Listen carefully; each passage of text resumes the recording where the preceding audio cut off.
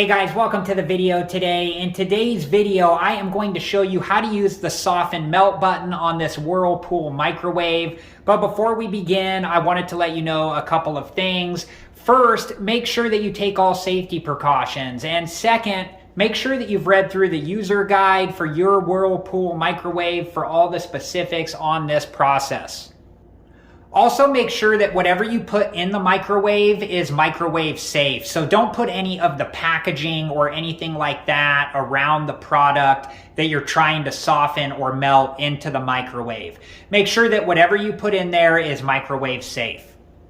Okay, so if you open the microwave door, there is a label right here, and this part of the label talks about soften melt. So let's take a closer look at that part of the label.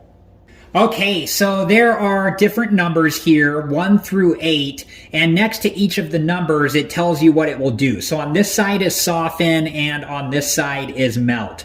So 1 for butter margarine, 2 for ice cream, 3 for cream cheese, 4 for frozen juice, and that's for soften. And then on melt side, it is 5 for butter margarine, 6 for chocolate, 7 for cheese, and 8 for marshmallows, and that's on the melt side.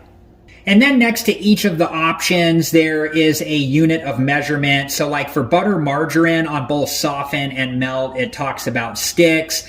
And then for an example, next to ice cream, it talks about ounces. Okay, so the next thing that we're going to do is to press the soften melt button. And this is where you enter the option for what you want to soften or melt. So an example for butter or margarine, if we wanted to soften it, we would press 1.